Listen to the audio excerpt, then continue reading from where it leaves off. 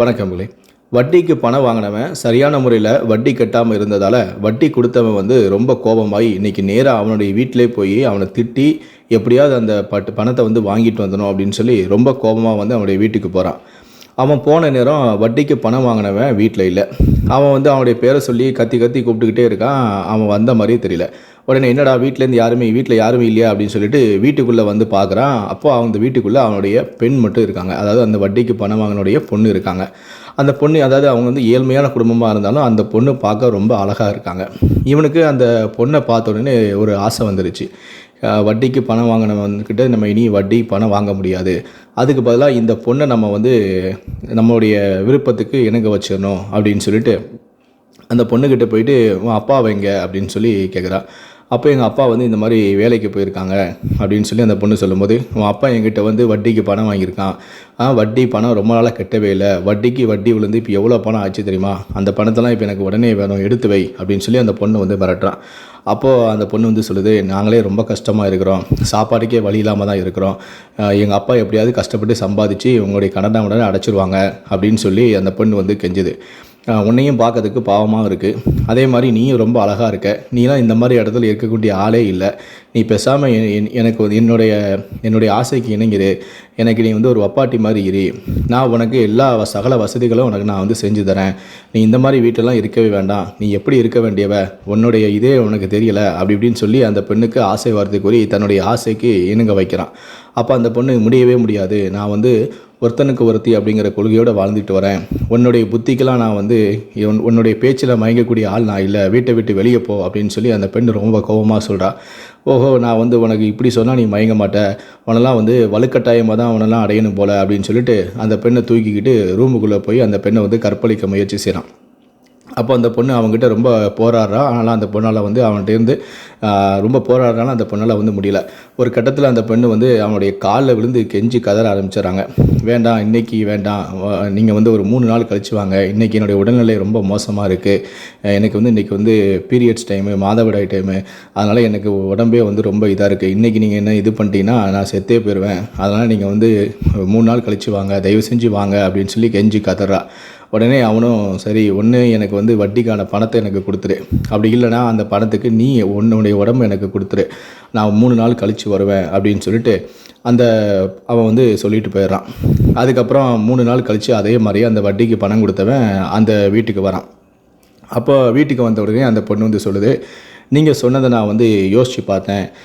நான் இவ்வளோ நாள் தான் இந்த மாதிரி குடிசைக்குள்ளேயே நீ கஷ்டப்பட்டு நான் இது பண்ணுறது, ரொம்ப வறுமையில் வாழ்கிறது. நான் உங்களுடைய ஆசைக்கு நான் இணங்கினேன்னா என்ன தான் நீங்கள் ராணி மாதிரி பார்த்துக்கிறேன்னு சொன்னீங்களே, எனக்கு தேவையான எல்லா வசதி வாய்ப்புகளும் செஞ்சு தரேன்னு சொன்னீங்களே, அதனால் என்னுடைய முடிவை நான் மாற்றிக்கிட்டேன். நான் உங்களுக்கு வப்பாட்டியாக இருக்க நான் முடிவு பண்ணிட்டேன் அப்படிங்கிற மாதிரி அந்த பொண்ணு சொல்லுது. உடனே இவனுக்கு ரொம்ப சந்தோஷம். சரி, நம்மளுடைய ஆசை வார்த்தைக்கு இந்த பொண்ணு இதாகிடுச்சு, நம்ம இந்த பொண்ணை எப்படியாவது நம்ம அடைஞ்சிடலாம் அப்படிங்கிற ஒரு சந்தோஷத்தில் அவனும் ரொம்ப ஜாலியாக ரூமுக்குள்ளே அந்த பொண்ணை கூட்டிகிட்டு போகணுன்னு நினைக்கிறான். அப்போ அந்த பொண்ணு சொல்லுது, நான் உங்களுக்காக ஒரு விருந்து ஏற்பாடு பண்ணியிருக்கேன். முதல்ல நம்ம அந்த விருந்தை சாப்பிட்டுட்டு நம்ம ஜாலியாக இருக்கலாம் வாங்க அப்படின்னு சொல்லி அந்த வட்டிக்கு பணம் கொடுத்தவனை விருந்துக்கு கூட்டிகிட்டு போகுது. என்ன விருந்தா அப்படின்னு சொல்லி அவன் கேட்குறான். ஆமாம், நீங்கள் நான் தான் இப்போ உங்களுக்கு உங்களுடைய வப்பாட்டியாக இருக்க ஒத்துக்கிட்டேன்ல, அப்போ நீங்கள் வரும்போதெல்லாம் உங்களுக்கு விருது கொடுக்கணும்ல, வாங்க அப்படின்னு சொல்லிட்டு கூட்டிகிட்டு போகுது. இலையை விரித்து ஒரு 16 வகையான உணவு இனிப்புகளை மட்டுமே வைக்குது. சாப்பாடு, கறி, மீன் எதுவுமே கிடையாது. வெறும் 16 வகையான இனிப்பு மட்டும் வைக்குது. இது என்னது இது அப்படின்னு கேட்குறான். எல்லாமே இனிப்பு தான், நீங்கள் சாப்பிடுங்க, வேறு ஒன்றும் இல்லை அப்படின்னு சொல்கிறான். இதில் ஏதாவது விஷத்தை வச்சு என்னை கொல்ல வைக்கிறியா அப்படின்னு சொல்லி அவன் கேட்குறான்.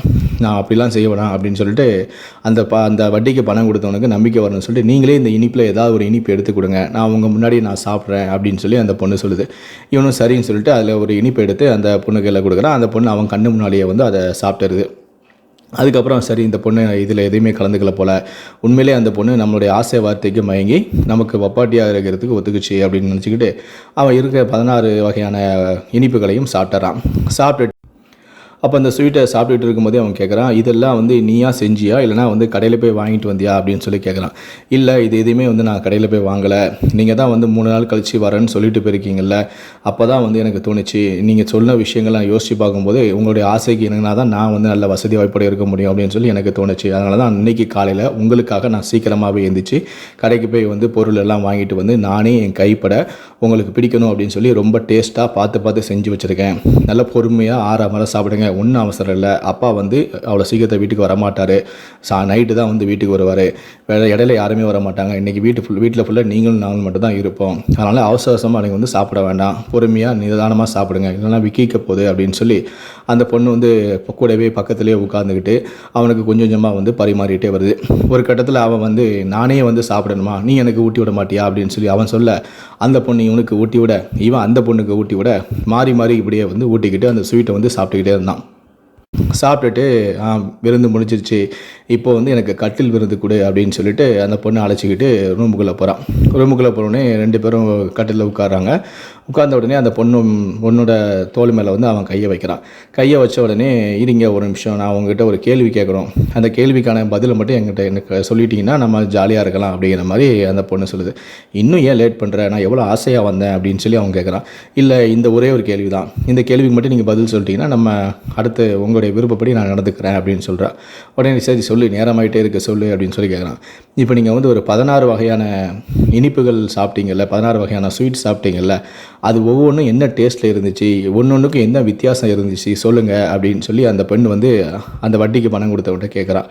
உடனே வட்டிக்கு பணம் கொடுத்தவனும் பெருசாக எந்த விதமான வித்தியாசமும் தெரியல, எல்லாமே வந்து ஒரே டேஸ்ட்டாக தான் இருந்துச்சு, என்ன எல்லா ஸ்வீட்டையுமே பார்க்குறதுக்கு நிறங்கள் தான் மாறி இருந்துச்சே தவிர ஆனால் எல்லாமே வந்து ஒரே டேஸ்ட்டு தான் கொடுத்துச்சு அப்படின்னு சொல்லி அந்த வட்டிக்கு பணம் கொடுத்தவன் சொன்னான். அப்போ தான் அந்த பெண்மணி சொல்கிறா, அதே மாதிரி தாங்க நாங்களும் பெண்களும் அப்படி தான், பெண்கள் ஒவ்வொருத்தரும் ஒவ்வொரு விதமான நிறங்களில் இருப்போமே தவிர எல்லா பெண்களும் ஒரே மாதிரியான சுவையை தான் கொடுப்போம். உங்களுடைய மனைவி என்ன உங்ககிட்ட என்ன சுகத்தை கொடுத்தாலும் அதே சுகத்தை தான் நானும் கொடுக்க போகிறேன், வேறு எந்த வித்தியாசமும் வேறு எந்த பெண்ணாலையும் வெவ்வேறு மாதிரி கொடுக்கவே முடியாது. நீங்கள் எப்படி 16 வகையான ஸ்வீட்டை வந்து சாப்பிடும்போது எல்லாமே வந்து ஒரே சுவையை கொடுத்துச்சோ, அதே மாதிரி தான் பெண்கள் எல்லாருமே நிறங்கள் தான் வெவ்வேறாக இருப்போமே தவிர உங்களுக்கு கிடைக்கக்கூடிய அந்த இன்பம் ஒரே மாதிரி தான் இருக்கும். அதுக்காக நீங்கள் வந்து பல பெண்களுடைய வாழ்க்கையை சீரழிச்சிடாதீங்க, உங்கள் குடும்பத்துடைய பெண்களுக்கு நம்பிக்கை துரோகம் செஞ்சிடாதீங்க, உங்கள் குடும்பத்துடைய பெண்கள் மாதிரி உங்கள் கூட பிறந்த அக்கா தங்கச்சி மாதிரியே மற்றவங்கள பாருங்கள் அப்படின்னு சொல்லி இந்த பெண் வந்து சொல்ல அவனுக்கு அப்போ தான் வந்து புத்தியிலேயே முறைக்குது.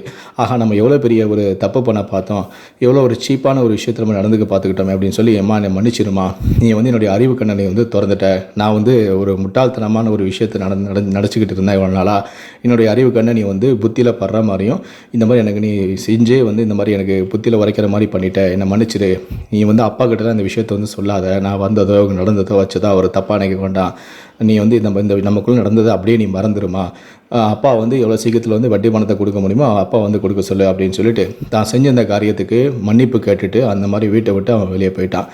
இப்படி ஒவ்வொரு பெண்களையும் தப்பாக நினைக்கக்கூடிய ஆண்களுக்கு இந்த பெண்ணுடைய செயல் வந்து ஒரு பாடமாக அமையும்.